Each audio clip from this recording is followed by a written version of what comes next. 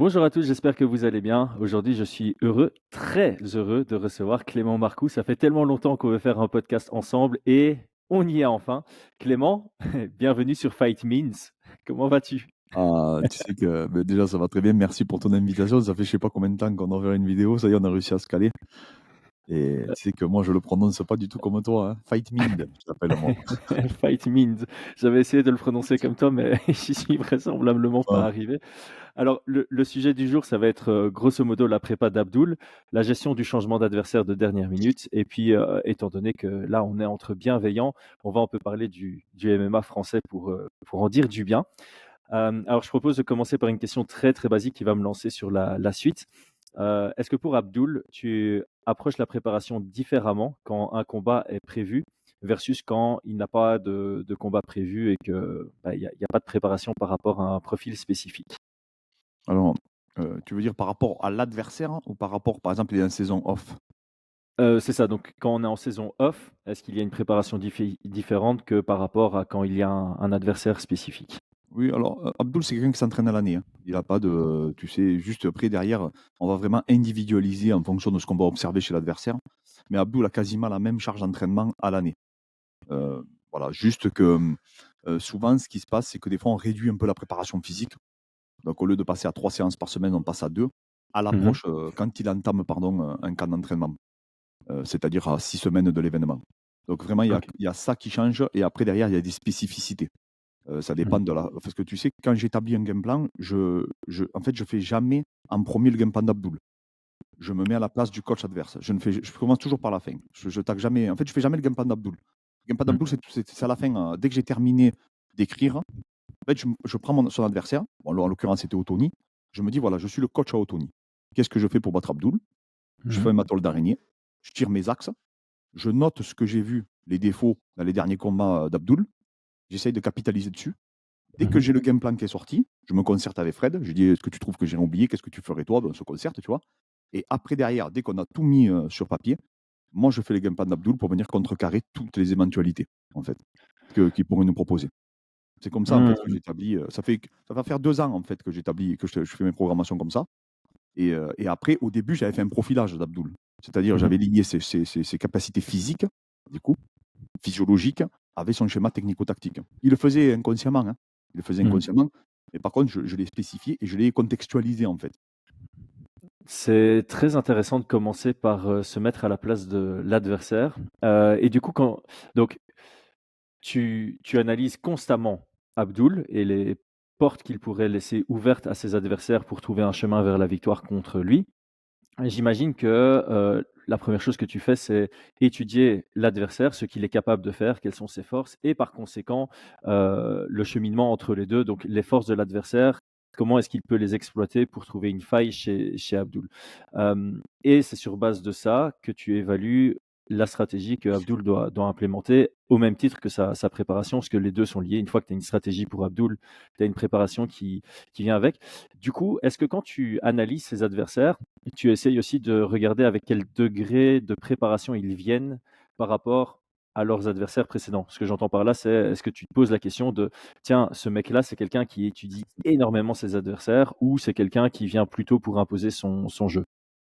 Alors, en fait, ce qui se passe, c'est que, Abdoul, il a un profil très particulier pour les adversaires. C'est pour ça qu'on a beaucoup de refus. Dans le sens où c'était, pour que les gens comprennent, c'était Gage qui disait qu'il était prêt à prendre en short notice Ferguson, ça on en avait parlé en off, mais qu'il n'était pas prêt à prendre Khabib. Pourquoi? Parce que je vais vulgariser, mais un combat contre un mec comme Abdoul, c'est à dominance lactique. Donc c'est-à-dire que, souvent, quand tu vas faire tes derniers test match, et c'est pour ça qu'on a eu beaucoup d'annulations, proches du combat, hein, avec Abdoul, c'est que les mecs, ils font des test match à la salle et ils se rendent compte que si ça lutte trop et que si ça grapple trop, ils n'arrivent pas à boxer derrière. Même s'ils sont meilleurs qu'Abdoul. C'est-à-dire qu'ils se disent: «Ah, je pense que je suis plus fort que lui, mais lui, ce jeu, il le maîtrise tellement que s'il me colle pendant 5 minutes, derrière, je vois, ah, la salle, ça se passe pas bien pour moi, donc ça va pas passer. Vaut mieux que je dise que j'ai mal à l'épaule, vaut mieux que je dise que ça m'intéresse pas, vaut mieux que je dise que j'ai d'autres chats à fouetter», tu vois? Et donc en fait, souvent, quand les mecs acceptaient Abdoul, je me suis rendu compte qu'il y avait toujours 2-3 jours des mecs qui disaient oui et 2-3 jours après, il se refaisait, il disait non, non, mais finalement, je dois faire les contenders séries. Donc finalement. En fait, on avait toujours le même profil. Et en fait, je me suis rendu compte que les mecs faisaient des test match. En fait, c'est comme ça, ce qu'on aurait fait nous. Hein. C'est-à-dire que tu vas te dire, ah oui, mais bon, il est relou quand même. Tu vois, il est quand même relou, il va me coller. Ah, si ça passe pas, imagine-toi, je me fais soumettre. Ah, ça après derrière, il faut que je renchaîne des victoires. Tu sais, il faut toujours te dire, moi, je suis l'entraîneur. Qu'est-ce que je fais? Est-ce que je prends le risque? On en parlait tous les deux en off. Est-ce que je Mmh. prends le risque d'affronter Abdul si moi je veux rentrer à l'UFC? Si moi je veux performer au PFL? Alors là, en l'occurrence, c'est le pire scénario. Il restait une semaine de prépa au mec parce que c'était à 17 jours qu'on a été prévenu. Le temps que tu acceptes, que tu signes les contrats, tu as 2-3 jours. Et après, derrière, il te reste une semaine. Et après, Mmh. derrière, tu enchaînes sur la Fight Week. Donc là, tu peux rien préparer du tout. C'est juste si tu as la chance, ben, toi, d'avoir un bon profil. Et quand bien même tu es un très bon lutteur, est-ce que tu es préparé à un mec qui va shooter pendant 3 fois 5 minutes? Parce que tu peux être un excellent lutteur, mais pas avoir la condition nécessaire à l'instant T pour te préparer. Et en fait, c'est ça. En fait, c'est ce que j'habitue toujours Abdul à faire. Abdul, il est prêt à shooter pendant 3 fois 5 minutes à l'année. Mmh. Et c'est quelqu'un, en plus, qui est passionné par son art. C'est pour ça qu'il fait des compétitions spécifiques, comme le jiu-jitsu, le grappling, etc. Et ça, j'y reviendrai tout à l'heure. Pourquoi aussi? Et, et du coup, le fait de te perfectionner, de devenir encore plus fort dans ton point fort, tu vois, et ça te rassure même, toi, Mmh. tactiquement, psychologiquement, physiquement. Hein, tu sais où c'est que tu en es, tu sais si tu peux maintenir les clés, tu sais si tu peux tenir un cheminement avec l'adrénaline, etc. Et du coup, ça aussi, ça fait peur à ses adversaires. Parce que, comme je te dis, tu peux être un excellent lutteur, mais faire un entraînement généraliste, mais Mmh. pas spécifique à Abdul. Alors qu'Abdul, comme Rabib, il fait toujours la même chose à l'entraînement pratiquement. Je te parle la logique, hein. Je ne parle pas Ouais, de oui. la spécificité. C'est-à-dire qu'Abdul, il lutte tous les jours. Alors que peut-être toi, ton élève, Chris, qui est peut-être plus fort qu'Abdul, mais peut-être que lui, en ce moment, comme il n'a pas d'échéance, eh bien, il travaille tout. Sa boxe, sa lutte, son grappling, son MMA. Donc, il progresse sur plein de compartiments. Et c'est logique, c'est comme ça qu'il faut travailler, quand tu n'as pas d'échéance. Mmh. Sauf qu'Abdul, lui, c'est un entonnoir.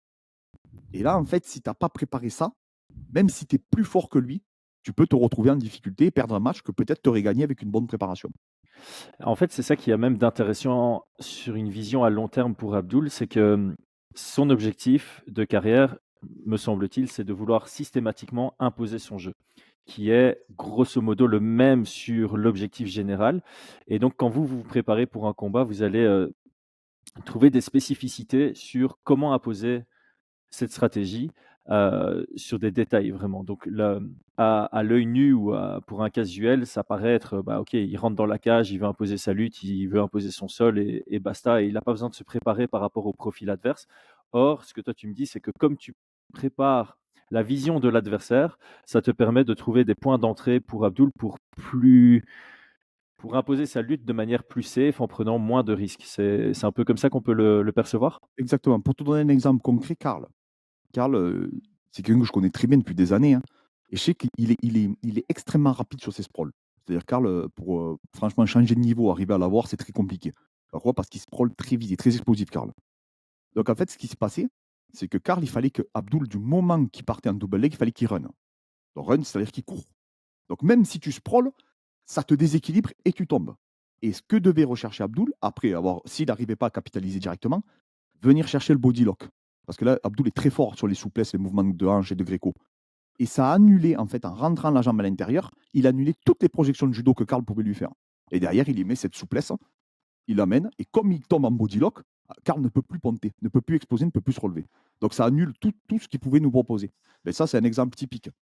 C'est pas, on a préparé Abdul lutte tous les jours, mais cette spécificité, elle était pour Karl, par exemple.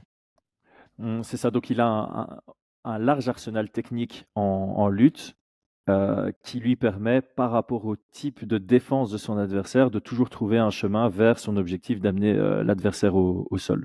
Alors c'est pire que ça. Abdul, en fait, c'est un génie de l'appréhension. C'est-à-dire que dans n'importe. C'est un mec, un autre exemple. Il a fait une projection il n'y a pas longtemps en jiu-jitsu brésilien. Tu sais, il a fait une pirouette avec le kimono. Je ne sais pas si tu l'as vu ça. Ouais, oui, oui, Voilà. oui, Et, impressionnant. voilà. Eh bien, il l'avait jamais fait. Il a vu en vidéo, il l'a fait. Il a fait. Donc, c'est-à-dire qu'Abdul, il est capable de créer, de reproduire un truc. Il va voir une vidéo. Il va dire, ah, ça a l'air pas mal ça. Et il va te faire un kataguruma alors qu'il n'en a jamais fait. En fait, il a cette cap. C'est même pas qu'il le travaille sur le panel technique. C'est Mmh. qu'Abdul, il est créatif. C'est-à-dire que c'est quelqu'un qui aime avoir un panel là, il a progressé sur les projections. Je peux pas trop en dire. On a vu un peu contre Aratic, parce que quand il fait la projection de 5e round, c'est une projection qu'on n'avait jamais vue effectuée par Abdul. Il y a placé 2 fois, Aratic d'ailleurs. Donc il n'avait jamais fait cette projection en combat, sur 17 combats. Et la dernière qu'il fait, du coup, contre Lakash, contre Aratic, c'est une projection qu'il n'avait jamais fait avant. C'est une projection qu'il a travaillé pour ce camp. Et en fait, Abdul a cette Oh, waouh. capacité-là de progresser sur des projections, sur les sports de préhension, je te parle, hein, parce que Mhm. sur les percussions, c'est beaucoup plus compliqué. Mais sur les sports de préhension, il a cette capacité-là, il a travaillé encore, je préfère, maintenant encore plus de munitions, parce qu'Otoni, on savait qu'il défendait bien, il prenait bien le double underhook, tu vois, Otoni, parce qu'il est, il Ouais. est solide physiquement. Donc en fait, il a travaillé tout un panel technique, il s'est rajouté en fait un petit arsenal, tu vois, de lutte en enchaînement, qui est très très difficile à défendre. Très très compliqué, parce que des techniques. Aratic ne s'est pas fait amener au sol parce qu'il n'y avait pas de lutte. Il s'est fait amener au sol parce que c'est des techniques que personne ne devait lui faire. Parce que Hmm. c'est des projections, en fait. On va isoler des projections et des soumissions que personne ne fait en général en MMA. Et comme Abdul a cette capacité à les apprendre et à les reproduire en combat, et bien après il le fait.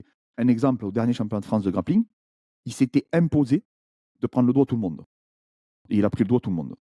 Il Tu vois. s'était mis un challenge Il s'était mis, personnel pour. Ok, pas il mal. travaillait, il soumettait tout le monde, il a soumis, que je crois, quasiment tout le monde du dos. En fait, je crois que c'est tout le monde, il a pris le doigt à tout le monde. Pourquoi? Parce que c'était son cheminement. En Hmm. fait, il progresse sur ses cheminements, en fait, sur son chemin, sur ses réactions. C'est-à-dire que si l'adversaire met la main sur le biceps, il va faire ça. Et après, je parlerai parce que Abdul, aujourd'hui, j'étudie beaucoup la performance. Hmm. Et j'essaye vraiment d'identifier comment ça se fait qu'un Baki est différent d'un Abdul, comment ça se fait qu'un Mansour est différent d'un Saladin, etc. C'est surtout ça en ce moment que je me casse la tête pour essayer d'identifier tout ça. Et il y a des gens qui ont déjà donné des pistes de réflexion sur ça. Et aujourd'hui, je travaille beaucoup sur l'agilité planifiée, l'agilité réactive. Et je pense que c'est je pense vraiment la piste que j'explore le plus aujourd'hui. Et je trouve que c'est ça qui a fait franchir le plus gros cap, en tout cas, à Abdul. C'est une approche vraiment intelligente parce que dans un sens, tu te dis, euh, quand tu te prépares par rapport à un adversaire, là par exemple, tu parles de Otoni qui avait de très très solides underhooks, ce qui est totalement vrai, et ça permet du coup d'agrandir le panel technique d'Abdul en trouvant des solutions par rapport à quelqu'un qui a des bons underhooks. Et là, je vais sortir un nom évidemment que tout le monde connaît, Islam Makhachev, qui travaille très très bien avec ses overhooks. Donc j'imagine que ça a été une personne étudiée en réponse à Otoni. Et puis il y a un élément, et c'est bien parce qu'en fait, là, il y a le podcast dans 6 minutes. Pendant l'enregistrement, il y a le podcast qu'on a fait avec Aldric et Brian sur le combat Abdul. Euh, Brian parlait d'une compréhension mécanique et logique de tout ce qui touche au grappling du côté de Abdul. Donc, on a vraiment cette impression que bon, il a un panel technique énorme, mais dans une situation, il est capable de comprendre quelle technique il doit utiliser, même s'il ne l'a jamais travaillé auparavant. Et c'est ça que tu es en train de dire, c'est que de temps en temps, tu as des combattants comme ça qui ont jamais vu quelque chose et qui se retrouvent pour la toute première fois de leur vie dans une situation et qui vont être capables de faire le choix judicieux au bon moment. Et Abdul, c'est clairement ça. Et donc, c'est difficile de se préparer face à quelqu'un comme ça parce que tu dis, ah tiens, j'ai jamais vu dans ce scénario, je vais l'amener là, comme ça je l'amène dans les eaux inconnues pour lui.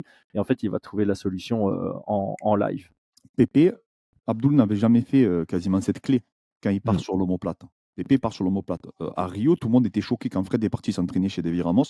Tout le monde était choqué que Pépé se soit fait soumettre au premier round par un Français. Enfin, il ne comprenait pas. Parce que Pépé, il tourne, tout le monde sait que c'est un tueur au sol, tu vois. Il a été finaliste, même s'il combattait plus, mais le mec, au sol, il s'entraîne tout le temps, tu vois. Il a été finaliste de la DCC Brésil, c'est un tueur. Il n'a jamais été soumis de sa carrière. Et quand il s'enroule sur l'omoplate d'Abdul, Abdul crée un scramble et il lui fait comme une variante du triangle inversé. Un truc qu'il faisait un peu dans sa salle, vite fait. Mais un truc que Pépé n'a jamais vu, que moi, j'ai jamais vu. Et je pensais même à Abdul, j'ai dit, mais Abdul, ça marche pas ton truc. Il a tapé parce qu'il y avait, je sais pas ce qui s'est passé. Il me l'a fait, il te le fait, il te le fait, tu as l'impression que ton épaule va s'arracher. C'est Mm. indescriptible la sensation que ça te fait. Et en fait, Pépé n'a rien compris. Il s'est fait enrouler, il s'est fait capturer, et d'un coup, il s'est retrouvé un triangle inversé alors que c'est lui qui avait amorcé une omoplate. Et en Mm. fait, ça s'appelle l'agilité réactive. C'est-à-dire cette capacité. Alors, il y a plusieurs agilités. Hein. Il y a plusieurs agilités. L'agilité planifiée, donc ce que la lecture, on va dire, de ta personne et de ton opposant dans l'atmosphère, d'accord. Donc dans le contexte, dans le combat, hein, tu vas pouvoir planifier un schéma moteur, hein, une combinaison d'actions, et après tu as l'agilité réactive, et ce qui diffère des individus, c'est ça, réellement, à très très haut niveau. Donc en fait, tu t'aperçois que, admettons, un Zidane, il a cette agilité réactive, je te dis, il va mettre 1 seconde pour faire une action, là où toi et moi, on va mettre 5. Donc quand il a 3 adversaires, Zidane, c'est pas parce qu'il est plus rapide qu'il arrive à les effacer. C'est parce que sa lecture est supérieure à la moyenne. Elle n'a rien à voir. Et bien Abdoul, il a ça. Ce que n'a pas son frère, malgré le fait qu'il soit très fort, ce que n'ont pas tous les mecs que j'ai pu entraîner. Et ça, Mmh. c'est pas grâce à moi, c'est pas grâce à Beto, son entraîneur. Notre partie, elle est infime sur ça. C'est lui. C'est cette capacité intrinsèque. C'est Gros Georges qui disait ça dans ses conférences. C'est cette capacité qu'ont ces individus à trouver la solution à l'instant T. C'est-à-dire Mmh. que toi, tu vas réfléchir à une décision. Eux, ils réfléchissent pas, ils font. C'est ça. Bah, c'est ça. Et c'est ce qui fait que tu peux pas comprendre en fait ce qui fait. Et je vais te dire même un truc. Quand tu le vois en vidéo, tu comprends pas ce qu'il fait. Tu penses Mmh. que tu te dis: «Ah, je vais le bloquer parce qu'il est pas si explosif que ça. Il boxe pas très bien, donc je vais le cueillir. Ah, en lutte, il est bon, mais c'est pas non plus Rabib». Sauf que quand tu es face à lui, au moment où il va changer, au moment où il amorce le single leg, c'est là que tu te dis: «Ah non, mais en fait, je comprends pourquoi les mecs, ils tombent». Parce Mmh. qu'en fait, le moment où il va faire le changement de niveau, c'est pas sa réaction qui est bonne, c'est, heu, c'est le choix à l'instant T. C'est-à-dire qu'il Mmh. va faire il a une lecture de la distance que je peux pas, t'expliquer, en fait. C'est-à-dire qu'à chaque fois, par exemple, Karl, personne pensait qu'au premier round, il allait se faire amener. Parce qu'il est tellement explosif, il a une bonne gestion de distance, il avait bien préparé, il était parano, donc il rentrait, il ressortait. Et au Mmh. moment où il se fait attraper, il a même pas pu défendre. Parce qu'en fait, c'est Abdul, il a une lecture de la distance, il a une lecture du jeu de son adversaire qui est supérieure à la moyenne. Et c'est ce qui fait et ça, c'est inexplicable. Et c'est sur ça que je travaille en ce moment. Il y a des pistes de réflexion, il y a des chercheurs qui travaillent dessus, il y a des Australiens qui travaillent dessus aussi, surtout sur les sports collectifs, sur les disciplines ouvertes, où tu ne dépends pas de ton action, mais de l'action de ton adversaire. Et on est en bonne voie parce que du coup, on y impose des thèmes pour continuer à améliorer du coup toute cette agilité réactive et cette agilité planifiée. Je vais t'envoyer le titre d'un livre après le podcast qui pourrait, te mettre, sur la piste par rapport à ça. C'est un livre qui a rien à voir avec le sport, mais qui explique les différentes, pensées, la pensée lente et la pensée rapide. Moi, j'avais lu ça et pendant que je le lisais, alors que c'est plus un livre de développement personnel, dans le monde professionnel, ça a été écrit par un prix Nobel. J'arrêtais pas de faire des liens avec le MMA. Donc je vais t'envoyer le titre, c'est super intéressant à lire. Ça s'appelle Thinking Fast and Slow. Je ne sais pas quelle est la traduction en français, mais voilà, je t'enverrai ça. On ne sait jamais que ça Ouais, puisse, ça puisse aider. Mais c'est ça qui est intéressant, c'est que en MMA, le temps est crucial. Donc si tu as un quart de seconde ou une demi-seconde pour réagir dans une séquence de lutte, ça change tout. Et de ce que j'entends d'Abdul, il est capable d'ajuster plus rapidement que ses adversaires et c'est ça que peut-être qu'à l'écran, on le voit pas, on se dit: «Bah, pourquoi il est tombé? C'est une single leg facile ou à défendre ou classique» et en fait, ce qui fait la qualité d'Abdul, c'est le fait que lui ajuste plus rapidement que son adversaire et est capable du coup de l'amener là où il veut, de par le j'ai utilisé un mot qui est pas spécialement le bon, mais le naturel. Abdul a un naturel pour le grappling c'est ça. bien plus développé que d'autres personnes. Tu as l'impression que c'est inné, et que quand, bah, il grapple, bah, il fait tout le temps les bons choix au bon moment et avec un temps de réaction ultra net. Alors j'ai changé un peu de direction dans le podcast, mais un truc que moi j'ai souvent analysé chez les combattants, c'est que soit ils sont techniques, soit ils sont physiques. C'est très, très rare d'avoir quelqu'un qui combine les 2. Et j'ai l'impression qu'Abdul, c'est les 2. Que au-delà du fait qu'il soit, techniquement incroyable, son physique suit vraiment, et il est c'est ce que je donne chaque fois comme exemple. Quand moi je fais du grappling et que je suis face à quelqu'un de moins fort que moi, mais plus technique, ça m'ennuie. Il est trop technique, il passe ma garde, il prend ses positions. Au même titre que quand je suis face à quelqu'un de moins technique que moi, mais plus fort, ça m'ennuie puisque, je suis là à me dire: «Bah, je suis plus technique que lui, je devrais gagner le sparring» et puis finalement physiquement, il s'impose sur moi. Quand on fait face à Abdul, on succombe un peu les 2, non? C'est On en parlait avec Baki, tu vois? Baki, c'est le mec le plus fort que j'ai jamais vu à 21 ans. C'est-à-dire pour son âge, j'ai jamais vu un mec aussi physique. Tout le monde le dit, hein. C'est pas moi qui le dis. On m'avait prévenu, j'ai jamais vu un truc pareil. Mais Bakis, il est fort. C'est-à-dire tu tournes avec lui, tu dis: «Il est fort». Abdul, c'est pas ça. Abdul, tu demanderas à Anis Ferra, il a parlé sur RMC, il a expliqué. En fait, c'est un quelqu'un quand il est sur toi, je sais, tu peux pas, le seul mec qui m'avait fait un peu ça, c'est Murilo Santana, chez United.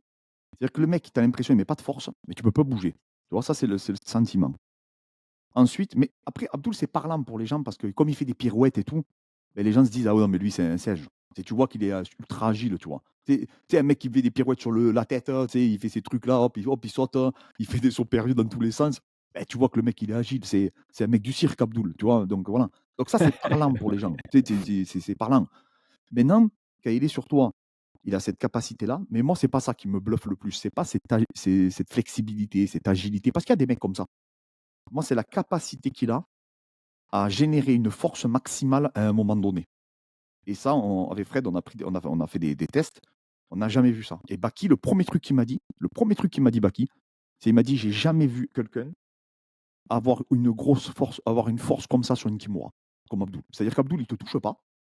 Et au moment donné où il va te saisir, il va amorcer une clé. Tous les gens qui ont affronté Abdul, ils savent de quoi je parle. Au moment où il va verrouiller. Quand il verrouille, tu as l'impression que tu es passé d'un mec qui avait comme les dessins animés, tu vois. Genre, t'es Sangoku, t'as pas de transformation, et là, tu transformes. Eh bien, c'est ça. Et c'est ça qui est très déroutant avec Abdul. Moi, enfin, en tout cas, à tous les gens que je connais qu'on tourne avec lui, ça nous déstabilise à tous. Parce que tu as le sentiment que tu vas pouvoir t'en sortir. Tu te dis, bon, il est fort, mais c'est pas le plus fort. Il est Mmh. rapide, mais c'est pas le plus rapide. Et au moment où toi, ben, je te dis une bêtise, tu vas laisser traîner ton bras, 2 secondes après, tu tapes. Et tu te dis, mais qu'est-ce qui s'est passé? Comment c'est possible? Et c'est très parlant, parce qu'il y a un mec qui m'a envoyé, un grappleur qui m'a envoyé des vidéos d'Abdul, qui me dit, Clément, j'ai remarqué un truc, c'est que les mecs qui tapent, j'ai jamais vu des mecs taper aussi rapidement. Mmh. C'est-à-dire qu'à un moment donné, il est dans le dos d'un mec qu'il avait affronté à l'ARES. Le mec, il est là, il est dans le dos, il tape de suite. Il se fait Mmh. démonter la mâchoire alors qu'il n'est même pas l'étranglement. Pareil, Karl Butz, il tape direct. Pire que ça. Le pire, c'est Louis Glessman.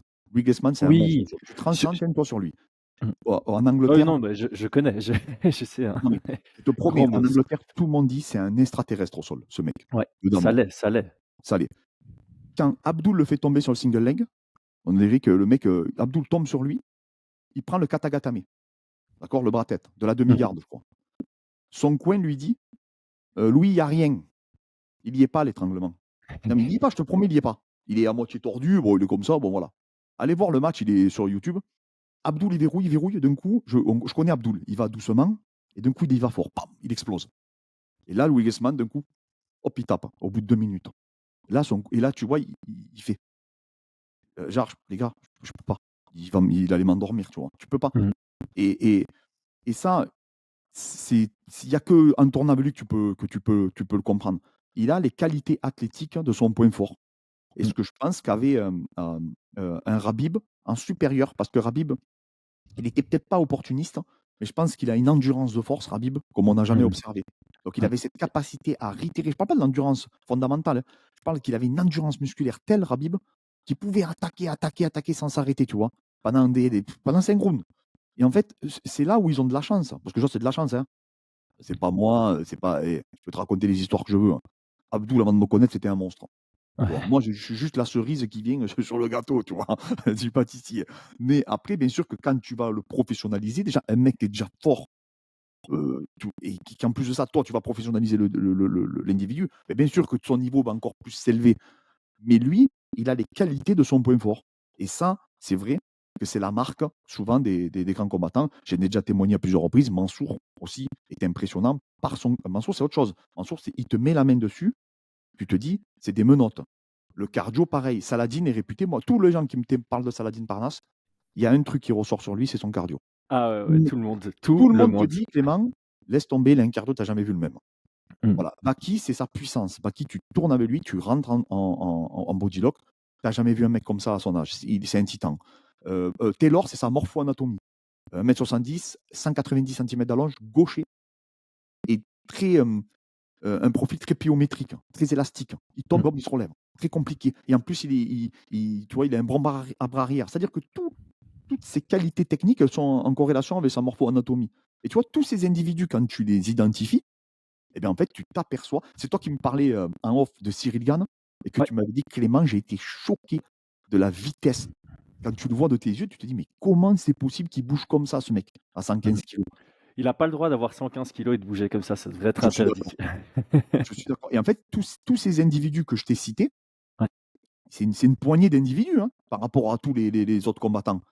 Mais ils ont tous des qualités qui sont largement supérieures à un être humain normal, en Mmh. réalité. Et si en plus de ça, ils arrivent à avoir cette détermination, parce qu'après, il faut avoir la détermination d'arriver au bout de l'histoire, hein. Parce que c'est Bien pas tout, sûr, tu vois? discipline, détermination, capacité à faire les efforts nécessaires, c'est pas donné à tout le monde. C'est ça et en plus, s'ils arrivent à rajouter ça à leur arsenal, bah, alors là, ils vont au bout de ils iront au bout, hein. Mmh. Ouais, c'est absolument fou. Pour rebondir sur, Griezmann, hein, ouais, voilà, sa dernière victoire, c'est, une omoplata inversée. Ça en dit long sur son niveau. Tu fais pas ça quand tu es Enfin bon. ceinture bleue et surtout que, bah, c'était dans un combat, de haut niveau et alors pour comparer, je trouve que le bras-tête que Abdul lui sort, il tape aussi rapidement que Charles Oliveira tape contre, Islam Makhachev et Islam Makhachev est réputé pour cette force, hein. C'est Bobby Green qui disait: «J'ai jamais affronté quelqu'un de ce niveau, de cette force, humaine, quoi. C'est assez, assez impressionnant. Alors ici, de la discussion qu'on vient d'avoir, j'ai une question qui peut paraître bizarre, mais est-ce que tu peux percevoir ce changement d'adversaire comme une plus-value sur une vision à long terme pour Abdul? Parce que comme on le disait, le fait qu'il, à la base, devait affronter Ottoni, ça vous a fait travailler sur, des techniques spécifiques sur lesquelles vous n'aviez pas spécialement travaillé avant. C'est être capable de gérer face à quelqu'un qui a de très très bons underhooks. Maintenant, vous faites face à Brad Wheeler qui a un nouveau profil.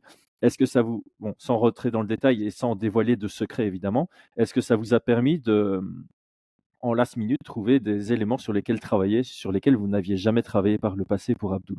Non, par contre, on a travaillé sur autre chose. Abdul ne peut pas perdre. Ah oui, non, là, c'est clair. Donc là, c'est un combat qu'il n'a pas le droit de perdre et je vais te dire même mieux, théoriquement, c'est pas des maths le MMA, il peut prendre un coup de high kick, Abdul doit dormir, on le sait tous les mois, on en a parlé déjà, il rentre, il prend un coup de genou, il dort, hein, je serais pas surpris de ça. Je te dis franchement, il y a tellement de trucs de dingue qui se passent dans le monde entier en MMA que tout est Surtout cette possible. année. Toute cette année. Bon.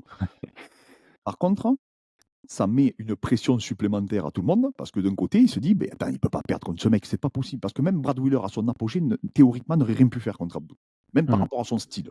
Ouais. Oui, c'est un bon grappleur, il a une bonne garde, tout ce que tu veux, mais il peut pas contrecarrer un mec comme Abdul. Il a pas la lutte nécessaire déjà pour bloquer Abdul. Donc la défaite est interdite. Mmh. Donc ça, Abdul, il faut qu'il le gère. Ouais. S'il veut être le meilleur au monde, S'il veut être le meilleur au monde, il faut qu'il soit capable de gérer ça. D'avoir, un peu comme Cédric Doumbé, là, qui se met une telle pression. Et il y a des gens qui disent: «Oui, mais ça peut lui jouer des tours». Oui, certes, mais quand tu veux être le meilleur au monde, mais tu vas l'avoir la pression. Tu vois, Makachev, c'est un muet. Tu vas voir les commentaires, on en parlait hier avec Fred, il se fait lyncher dans les commentaires, le mec. «Ouais, t'es ennuyeux, t'es nul», et les mecs le traitent de nul, mon pote, alors qu'il est champion de l'UFC. Donc tu C'est comprends? un truc de fou.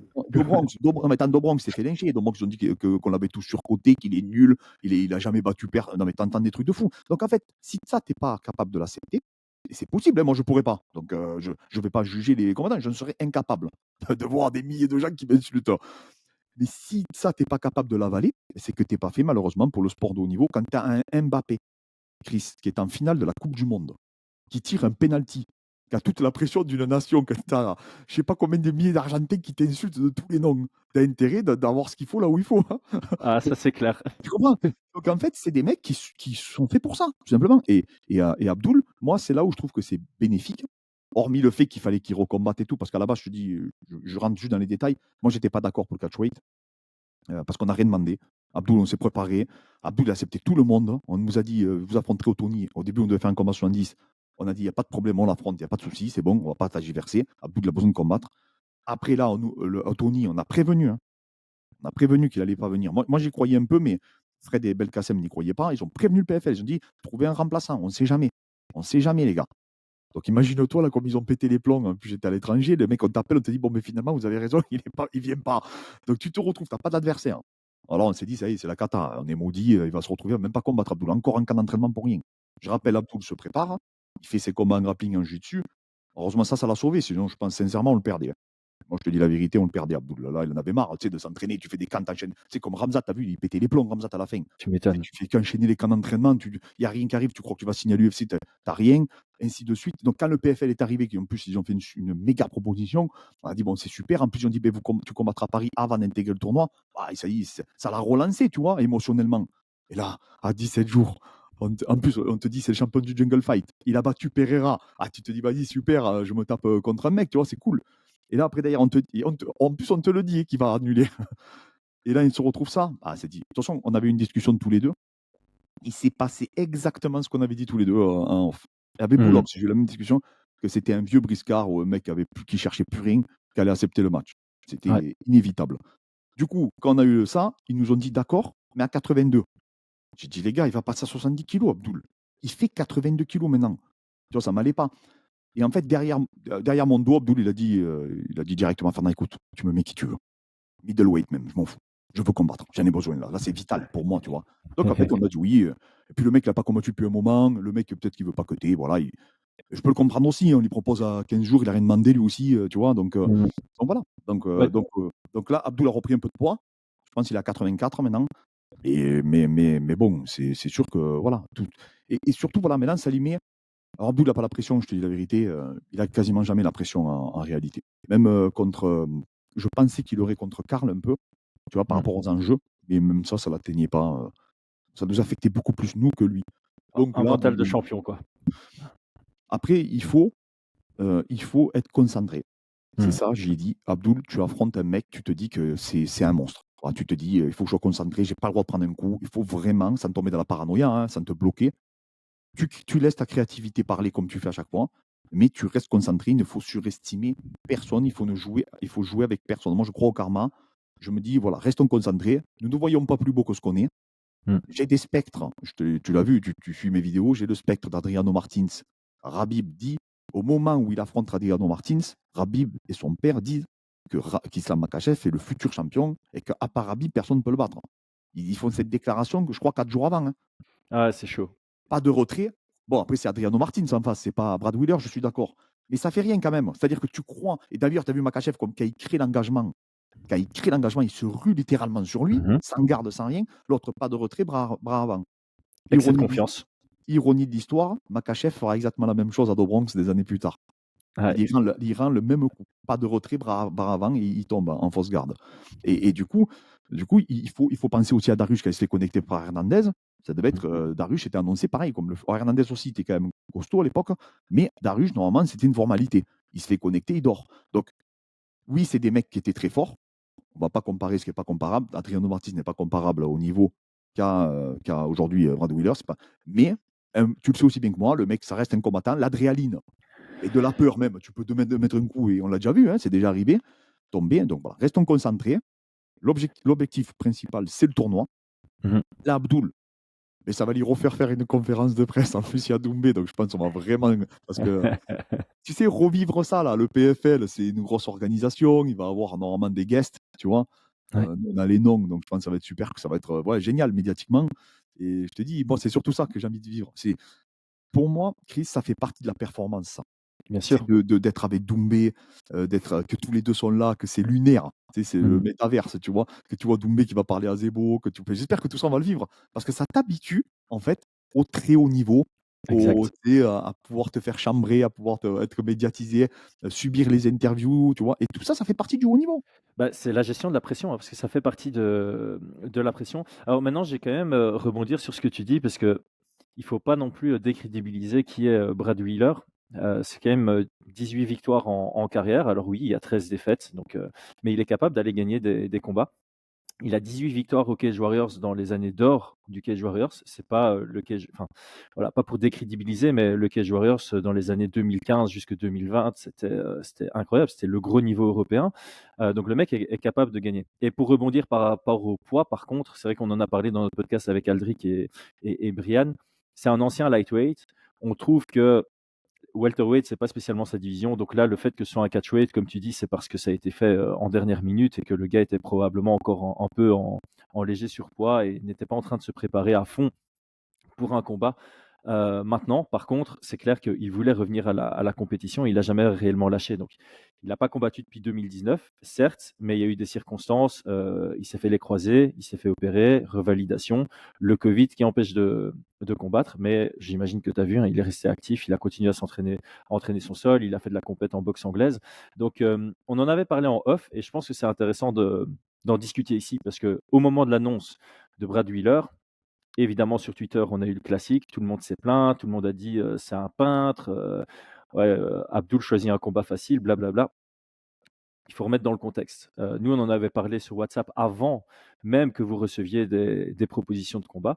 On savait que ça allait pas être un mec à 9-0 qui allait être signé. On se met à la place des gens. Tu as un objectif de carrière en MMA, tu vas pas accepter Abdul à 2 semaines au PFL. Parce que tu vas vouloir, enfin, si tu veux aller à l'UFC plus tard ou signer au PFL ou ce genre de choses, tu veux gagner tes combats. Et si tu as un gros potentiel, bah, tu vas pas prendre le gars le plus chaud d'Europe ou un des gars les plus chauds d'Europe de ta division en last minute. Donc on savait qu'on allait prendre quelqu'un qui allait jouer la carte de bah, ce genre de combat que je pourrais jamais avoir, hormis sur un short notice. Donc je vais accepter parce que pour moi, c'est l'opportunité de ma vie. Et ça, c'est intéressant. Tu le dis, Abdul, il a la pression, il n'a pas le droit de perdre. Et j'ai même envie d'aller plus loin. Il a besoin de gagner de manière impressionnante. Et face à lui, il y a quelqu'un qui arrive en disant bah, c'est la chance de ma vie. Donc lui, il va venir avec un mental de ouf dans ce combat. Et donc, pour moi, ça donne une dynamique très intéressante dans ce co-main event. Ah oui, oui, oui, complètement. Non, moi, tout ce que tu dis, je suis entièrement d'accord. Après, pour revenir à Twitter, je te dis franchement, j'ai tellement vu des trucs incroyables. Tu sais, il y a 3 éléments qui me font réagir et qu'aujourd'hui, j'ai eu beaucoup de commentaires parce qu'on en a parlé hier avec Fred. Et j'ai eu beaucoup de commentaires sur ma vidéo où les gens me disent, il faut même pas calculer tout, mais c'est même pire que ça. C'est-à-dire qu'il y a 3 trucs, moi, qui me viennent à l'idée. Le premier, c'est Cyril Gane qui perd contre Jones. C'est un lynchage, mais alors public. Tu as perdu contre le plus grand combattant de tous les temps, mon gars. Alors je me suis dit, bon, allez Clément, c'est parce qu'il a été soumis rapidement, donc les gens le lynchent. Tu vois, je me suis dit, ça doit être ça. Après, il y a eu, enfin, je sais plus c'était à quel moment, quand Arnaud, ils avaient découpé la vidéo d'Arnaud Templier, quand Saladin, tu sais, Marianne annule. Oui, oui, quand il tape dans la bouteille. Voilà. Et là, les gens, ils ont assassiné Arnaud Templier. C'est-à-dire qu'en fait, tu as l'impression que c'est de la faute à Arnaud. Limite que le mec a annulé. Mais il n'a rien à voir, lui. Lui, il pète les plombs. Tu sais ce que c'est de coacher si tu deviens fou. Oui. Émotionnellement, il n'y a rien de pire que coacher un mec. Tu deviens fou. Tu aurais eu Belkacem au moment où on lui a dit Tony, il a annulé. Et je pense qu'il a tout cassé chez lui. Parce que lui, il savait qu'il allait annuler, tu vois. Donc, en Et, fait, et là, ce qu'il faut dire avec Arnaud Templier, c'est que c'est à quelques minutes du combat, quoi. non, mais là, tu Tu deviens. es en Pologne, tu as pris tes jours de congé, je ne sais pas s'il est papa ou quoi, mais tu es loin de ta famille. Tu échauffes ton gars, c'est le plus gros combat au Coliseum, donc c'est énorme. Il y a 60 000 personnes dans le public. Et à 15 minutes de devoir faire ton walkout, on vient te dire que l'autre s'est blessé. Mais évidemment que tu pètes un plomb. Non, Évidemment que tu laisses tes émotions parler. bref, il se fait lyncher. Tu te rappelles, ils avaient fait ce montage, ils l'ont tué. Et là, et encore ça, allez, je me dis, bon, allez, parce que les mecs, ils pensent qu'on en fait trop, allez, on s'en fout. Mais là, le coup de trop, c'est Mansour. J'ai regardé les 10 premiers commentaires. Le traitement qu'a Mansour après sa défaite au Bellator, là. Alors que le mec, il n'a pas tapé. Il s'est fait retourner le bras. Il tapait pas. Et les mecs le traitent de fanfaron. Moi, il y a un mec qui m'a écrit parce que j'ai mis dans ma story. J'ai dit, Mansour, on te soutient, on te soutiendra toujours. Le mec qui m'a dit, anonyme, toujours pareil, toi et lui, vous êtes 2 fanfarons ensemble. En gros, c'est ça le message. Tu vas lire sur Twitter. J'ai arrêté au 10e message. Lis les commentaires sous les pages de MMA. Il le traite de guignol, mon gars. Comme quoi, il est nul. On parle d'un mec, c'est un monstre. Et tu peux pas dire que lui, il a perdu en 1 minute. Oui, il a tapé. Non. Le mec, il n'a pas voulu taper. Il avait le bras qui était en train de se retourner. On connaît Mansour, le courage qu'il a, le mental. Et tu lynches un mec comme ça qui n'a jamais parlé, qui n'a jamais fait de critique envers personne, qui est un combattant de fou, qui a terrorisé le MMA mondial. Hein. Mansour, il a fait voir les derniers recours à des Makachev et compagnie. Et là, aujourd'hui, tu le traites comme le dernier des rigolos. Même les pages de MMA français, tu as vu, ils étaient obligés de faire des posts en disant, oh les gars, arrêtez là. On parle de Mansour Barnaoui. Tellement c'était devenu grave. Tu ne peux pas, même moi sur mes vidéos, parce que j'étais la chaîne YouTube, tu as bien vu qu'elle parlait le plus de Mansour. Les mecs, ils m'attaquaient. Mais il est nul, Tom. Bref. Donc, quand j'ai vu ça de Mansour, qui lynche Brad Wheeler, mais c'est une formalité. Attends, si tu lynches un mec comme Cyril Gane, un mec comme il s'appelle, même Cyril, là, qui vient de tuer Spivak, il se fait attaquer, mon gars. Attends, ils disent que Spivak, maintenant, c'est un rigolo, qu'il est nul, qu'il a toujours été nul. Attends, Daniel Warren, il connaît quand même le MMA, t'as vu ce qu'il avait dit? Il Ouais. avait dit que Spivak, il est chaud, il a entraîné. Il a dit Spivak, il est chaud, tu vois. Mhm. Alors, je veux bien qu'il y ait des histoires, mais quand même, il est un minimum objectif, tu vois. Mais Donc, oui. au bout d'un moment, et là, tu vas voir les commentaires. Mais il y en a c'est partagé, hein. Il y a des mecs qui disent que Cyril a fait une masterclass, mais tu en as autant qui disent que c'était un commis, que l'autre un plombier. Alors, imagine-toi Brad Wheeler, le pauvre qui n'a pas combattu depuis je sais pas combien de temps. À la fin, je te le dis, j'ai rigolé, à la fin, ça va être de la faute d'Abdoul presque, hein. Que Ah le ouais, non, non, mais que si Abdul ne Otoni termine pas en 2 minutes, il va se faire critiquer, ça non, mais c'est sûr. que même Otoni, c'est de la faute d'Abdoul qu'Otoni est comment ça s'appelle? Est annulé, tu vois? Ouais, Donc au final, ça sert à rien. Je te dis ouais, franchement. en fait, sur internet, tu peux pas gagner. Parce que c'est ça le truc, c'est que, quand on prend Cyril Gane qui perd contre John Jones. Les gens disent: «Ouais, mais c'est parce qu'il s'est fait humilier, parce qu'il perd en 2 minutes». OK, j'entends l'argument. Je suis pas pour, parce que moi je trouve que, voilà, comme tu le dis, c'est du MMA. Le nombre de personnes qui ont perdu sous les 2 minutes, la liste est longue, hein. Oui, bien Tu peux sûr. même avoir José Aldo dedans, qui est l'un des Ah oui, plus oui, oui. grands, de tous les temps. Donc OK, là-dessus. Mais après tu vas critiquer Mansour qui perd à la décision. Quel est ton justificatif là derrière? Il gagne le premier round en plus, donc c'est un combat serré face à un adversaire solide. Tu jamais gagné, même quand tu gagnes, tu le dis. Cyril Gane qui gagne contre Spivak, ouais, Spivak c'était un peintre. Tous les adversaires de Saladin Parnasse, il faut même pas en parler. Mais Heu, va voir les commentaires. Benoît Saint-Denis qui nous fait un combat énorme. Ouais, mais il se fait toucher. Heu, Manon qui gagne contre Rose Namajunas. Ah Oui, mais elle Manon, avait le petit doigt cassé. non mais Manon, pareil. Manon, va Tu lire peux les plus gagner. commentaires. Va lire les C'est commentaires, affreux. rigole. Que tu prends là, on lit, tu les fais apparaître, on va rigoler. Mmh Les mh. mecs, ils disent qu'elle est nulle. Non mais où tu vas? Il y a des mecs qui ont dit à Doumbé qu'il était nul debout. Il y a un mec qui m'a mis sur ma chaîne qu'Abdoul, ouais, j'ai regardé, les connaisseurs savent, Abdoul au sol, il est nul. Bon, mais c'est bon, alors qu'est-ce que tu veux que je te réponde, moi? Non, mais à partir de là, j'ai compris. Tu ne pourras pas. Et au début, je me suis dit, comme on fait de l'éducation quand même sur notre chaîne, ça va. Alors oui, ça permet de changer un peu les mentalités, mais c'est fini. Le MMA est trop populaire. Donc tu dois accepter.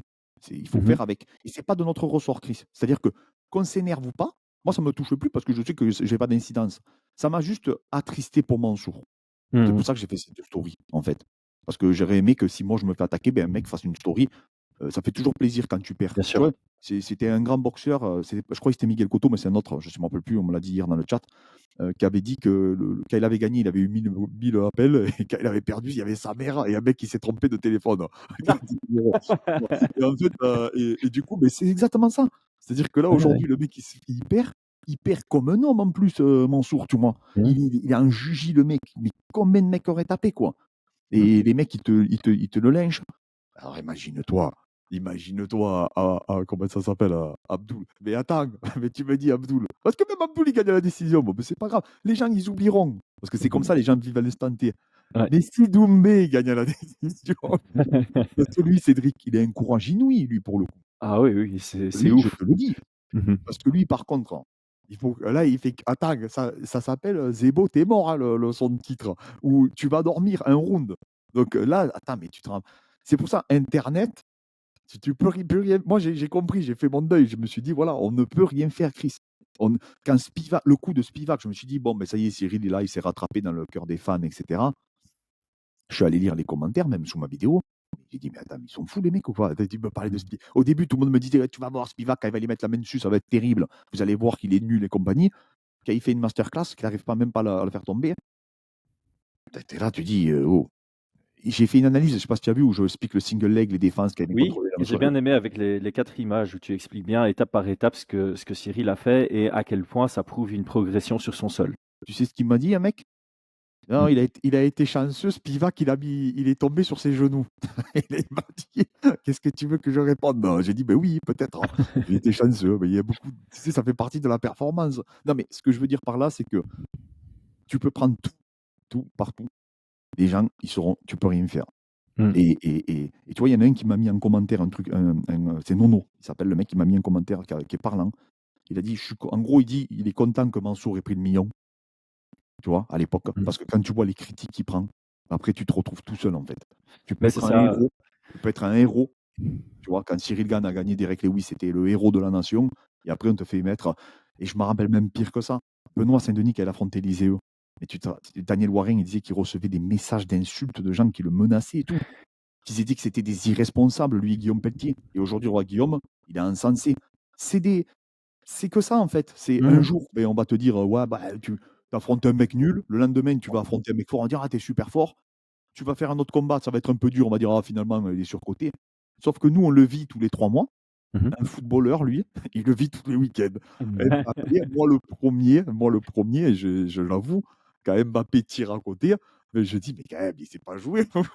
J'ai jamais joué. Ouais, mais tu insultes ton écran sur le moment, sur l'émotion. Écrire sur internet, tu as un temps de réflexion normalement et c'est ça C'est qui vrai. fait mal en fait, c'est tu te dis: «Le mec» enfin tous ces gens qui insultent, ils choisissent de prendre de leur temps. Bon, en général, ceux qui insultent, ils ont beaucoup de temps, on va pas se mentir. Ils décident de prendre de leur temps pour mettre des messages publics insultant des combattants alors que bon, on va pas juger leur vie à eux, mais voilà et je vais juste rebondir là-dessus puisque Brian en parle souvent aussi, c'est dans une victoire, tu as 1000 amis, dans une défaite, tu es tout seul et ça, c'est vrai. Après une défaite, tu reçois zéro message et c'est difficile. Avaler la défaite déjà tout seul, c'est compliqué, mais en plus savoir que tout le monde te lâche, tu as cette impression. Tu as cette impression que tout le monde t'a lâché. Tu sais que tout le monde a regardé, le combat sur son téléphone ou à la télé ou même sur place. Tu as perdu, il y a personne qui prend la peine de dire à un mec, courage, ou enfin, pas de message. C'est Non, non, difficile. mais C'est un sport difficile. c'est un sport très dur et Mmh. et et ingrat et le sport de haut niveau est ingrat de toute manière, ça, Ouais. on le sait, hein, il y a pas de il y a pas et je te dis, j'ai plein d'exemples comme ça, il y en a énormément. Donc c'est pour Mmh ça mh. que tu ne peux pas calculer et je disais, hier, je racontais qu'au début de la chaîne, un mec, un jour, il vient, il m'insulte sur mon accent et tout. Je dis: «Mais pourquoi il m'insulte ce type et tout? Qu'est-ce que j'y ai fait?» Donc je comprenais pas, tu vois? Je dis: «Mais quand même, qu'est-ce que j'y ai fait à ce type?» «Oui, il m'insulte, mais vraiment, il me fait un pavé, de tout», il me dit. Je dis: «Mais quand même» et donc du coup, je vais un jour regarder la Bécho et je le retrouve ce type et là, je vois qu'il prend Mika et Boulox et il les assassine. Il les tue pareil. Je dis: «Oh» et après je vais sur la sueur et là, je vois qu'il les tue. Toi, Rust et c'était tous les 3 en plus. Il vous lynche le mec et en fait, c'est un type en fait, le type, je pense qu'il devait c'était sa tournée générale. Il arrive, bon Tournée générale. il dit: «Bon allez, en premier je vais faire Marcou, hop, hop, hop, hop». Il me disait de tout moi, tu vois? Après il arrivait, bon, il y avait Boulox à ce moment-là, donc il était juste après moi. Hop, il partait sur Boulox et après il y avait la sueur. Toi, tu avais dû faire une analyse. Ouais, machin, toi, il te disait de tout sur l'anglais. Arrête de Ah parler les avec Anglais, OK, ouais, ouais, ouais, ouais. voilà. Toi, Classique. et à Rust, tu disais qu'il le traitait que c'était le sosie de celui-là de Facebook, Zuckerberg, à Guillaume, et bref. Mais en plus, il avait des bonnes punchlines, le mec, tu vois? Et moi, il disait que j'avais une tête énorme, enfin bref, avec mon accent, il comprenait rien. Enfin bref, et en fait, j'ai compris, c'était au tout début de ma chaîne. J'ai compris à ce moment-là, tu vois, que tu pouvais rien y faire. Le mec, il Mmh, passait, il faisait la tournée, il allait insulter et c'est toujours les mêmes. Ils sont une ouais. petite vingtaine, je les ai ça y est, je les ai un peu identifiés parce qu'ils me font marrer, je les retrouve un peu partout, tu sais? Et ils sont une petite et ils ont des petites photos marrantes et tout et je pense qu'ils je sais pas s'ils se connaissent entre eux, mais ils sont un gang, en fait, qui terrorise YouTube. Alors après, Twitter, c'est autre chose, hein. Moi, j'y suis pas. Toi, tu as un courage inouï parce que là, Twitter, je suis juste, tu sais, c'était Elon Musk qui l'avait mis. Il y a les mecs qui s'affrontent sur Twitter. Donc tu vois des mecs en train de tirer avec des bazookas et tu as un soldat, tu sais, qui est caché. Et beh, moi, je suis le mec qui regarde, tu sais, j'ai peur d'intervenir. Là, Twitter, tu peux pas prendre en considération Twitter, tu as vu ce qui se passe, hein? Ah, c'est aberrant, mais et j'aime bien ton approche parce que tu vois, tu arrives à nous faire rire avec de la haine ou du troll. Ah, alors il y a des trolls qui sont marrants, hein, je pense qu'ils le font exprès et quand tu arrives et c'est ça en fait, c'est ton mindset qui compte. C'est si j'arrive à me persuader qu'ils font ça pour faire rire, alors on sait facilement le prendre. Mais bon, de temps en temps, il y a des insultes tellement gratuites que si Oui, tu te dis: oui. «Bah, il peut pas faire ça pour rire», mais voilà, c'est Après probablement moi, que je lui est regarde mal dans beaucoup sa peau au et début voilà. parce qu'au début, je te promets, je le prenais à cœur, hein. Ah oui, mais moi Oui, aussi, encore aujourd'hui, hein. Encore aujourd'hui, j'ai du mal à m'en vraiment? défaire D'accord. personnellement. Alors au début, je prenais à cœur, hein, il y a des mecs, j'allais chercher leur profil et tout, je disais: «Ah putain, ce type, ça, il faut que je le trouve, c'est pas possible, il est bon». Et en fait, un jour, j'ai mais il y a un petit moment maintenant, j'ai regardé des tu sais, des youtubeurs qui avaient beaucoup, beaucoup d'abonnés et comment ils géraient ça. Et en Mmh. fait, ils disaient que en fait, ils s'apercevaient des fois que c'était des gosses de 12 ans, tu vois? Tu vois? Et en fait, il faut te dire que, beh, non, le mec, c'est Thibaut InShape, il a dit un truc qui m'a marqué et c'est rien, hein, ce que je vais te dire, mais il a dit: «J'ai 10 millions d'abonnés, il y a jamais un mec qui est venu me dire dans la rue: "Oh toi, tu es ci, tu es ça, tu es mi"». Tu vois? Parce qu'en fait, au début, comme nous, comme on est des petites chaînes, tu vois? Qui font un peu de vues, mais tu te dis: «Beh, un jour, il y a un mec qui va venir me le dire, ça, c'est pas possible», tu sais? Et en fait, un mec comme Thibaut, que lui, là, c'est même pas des insultes, c'est des enfin, c'est à leur niveau à eux, c'est Des démesuré, tu menaces de vois? mort, ouais. Ouais, c'est carrément, ils t'insultent de tous les noms, quoi. Et en fait, il disait que jamais personne au contraire, tous les gens qu'il croisait étaient bienveillants avec lui. Donc j'ai dit: «En fait, c'est un monde qui n'existe pas». Tu sais, c'est un truc qui n'existe pas, il faut pas le prendre à cœur. tu vois? Mmh. Et donc aujourd'hui, et puis moi j'ai eu des problèmes, familiaux et tout, donc je pense que tu le relativises tout ça. C'est pas des Mmh. vrais problèmes. Tu vois? Au début, tu le Ouais, prends à cœur parce que tu te dis: «C'est contre moi», et en ouais. fait, Chris, c'est pas les gens ne critiquent pas ce que tu fais, ils critiquent ce que tu es, et ça, quand tu Mmh. as compris ça, à partir de là, ben ça t'atteint plus. Et moi, je débat pas, un mec qui m'insulte, bon, bah, allez, hop, c'est Bah, c'est fini. ça, il faut pas perdre de temps avec ça. Je pense que autant toi que moi, on a une vie suffisamment chargée et positivement chargée que prendre du temps pour ça, c'est Je rebondis avant que j'oublie. Toi, il y a un truc aussi, c'est que moi, je faisais cette erreur et je trouve que des fois, tu l'as fait un peu. Tu réponds trop aux gens négatifs, et alors que c'est aux gens positifs qu'il faut répondre. mmh Et mh. souvent, moi, je m'étais aperçu qu'au début, je répondais aux commentaires négatifs et je laissais, malheureusement, j'avais 15 commentaires positifs, et ben eux, je leur répondais pas, et malheureusement, je donnais de l'attention aux mecs qui allaient nous critiquer. Et ça, Mmh. on l'a tous fait, cette erreur. Vraiment tout ça, c'est ils le disent tous, les gros youtubeurs. Ils disent: «C'est l'erreur que tout le monde commet». Il Ouais. faut donner de la force à la bienveillance. Beh, en fait, c'est mon erreur parce que je partais du principe que je pouvais être un sauveur. Tu vois? Je crois que je me suis surestimé en me disant: «Ouais, vas-y, réponds-leur, casse-les un peu, mais positivement en essayant de» parce que c'est très rare que je réponde avec un manque de patience. De temps en temps, je rebondis sur des commentaires négatifs en essayant de les amener vers: «Mec, change ta vie, ce sera mieux pour toi». C'est peine perdue. Tu as raison, c'est peine perdue et depuis peu, je me dis: «OK, maintenant je me concentre uniquement sur les commentaires positifs et Tu sais, je vais rester là-dessus parce que voilà, c'est peine perdue. C'est à eux à changer, c'est pas à moi à les changer et maintenant je l'ai j'ai compris». fait un test, parce qu'il y avait un youtubeur qui disait qu'il fallait faire un test. Et j'ai fait un test sur la sueur, moi. Un jour, j'ai des mecs, un mec qui me dit, «Je le supporte pas», pardon. J'ai envoyé un message, j'ai dit: «Beh», tu sais, je leur ai écrit. Il y a une vidéo où j'ai écrit, et tous les mecs qui m'insultaient, enfin m'insultaient, j'en avais pas beaucoup, c'était pas des insultes, mais tu vois? Beh, je leur ai dit: «Beh, je suis désolé si tu me supportes pas», tu sais, pour voir ce qu'ils allaient me répondre. Il y a personne, il y en a un, je crois, qui m'a répondu juste: «Non, mais c'est pas contre toi», tu vois? Voilà, mais après personne, et en fait, tu t'aperçois que tu peux non seulement tu ne les feras pas changer d'avis, mais en plus de ça, qu'est-ce que tu veux faire? Tu sais, voilà. Et en Mmh. plus, moi, je sais qu'aujourd'hui, j'ai une communauté, mais sur ma chaîne, elle est incroyable. Il y a que des gens cool, que des gens bienveillants. Parce que comme on fait pas de drama, et toi non plus, beh, en fait, on les intéresse plus. Mmh Les mh. gens, tu sais, ils passent, ils vont dire: «Bon, non, lui, Marcou, pas, il est trop bienveillant, allez, je me casse, c'est pas rigolo». Chris, pareil, allez, hop, ils font leur truc, entre eux. Et en fait, tu les intéresses plus, et au final, au début, je trouvais que j'en avais un peu, et plus la chaîne, elle évolue, je pensais que ça allait être exponentiel, mais plus du tout. Les gens ne viennent plus, ils Mais passent en à fait, autre chose, tu vois? c'est parce que tu les ignores et je pense qu'eux ont besoin justement que tu répondes à leurs insultes pour, sentir quelque chose et donc ils vont plutôt aller sur les chaînes qui répondent à ce genre de choses, dont moi et donc c'est pour ça que je dois arrêter pour ne plus les avoir. Mais Tu es un exécuteur, je vais toi. juste Tu donner es une un ex anecdote qui est assez marrante parce que tu dis que tu es allé répondre comme ça, aux gens. Sur Twitter, il y a quelqu'un qui un jour avait, dit que Paul Felder était mauvais ou un truc comme ça. Enfin, tu vois, il avait insulté Paul Felder et Paul Felder avait répondu: «Est-ce que tu oserais me le dire en face?» et le mec a répondu: «Non, c'est pour ça que je le dis sur Twitter» et tu Paul Felder qui a dit genre: «Fair enough». J'ai trouvé l'échange absolument incroyable. C'était très marrant. Non, mais Twitter, Twitter, c'est des vrais combattants, pour le coup. Là, Mmh mh. par contre, j'y m'aventure pas. C'est-à-dire que là, Twitter, attends, ils ont fait craquer, attends, il y a un mec qui, tu sais, qui m'imite sur Twitter. Oui, Out of Context, Voilà, tu sais que, je vais qui te est très, dire un très truc, bon. tiens-toi bien ce que je vais te raconter. Il Mmh mh. m'a écrit, parce que tu sais, je l'ai rencontré. Il est super sympa et tout, Ouais. et du coup, il m'écrit, il me dit, qu'il arrête le compte.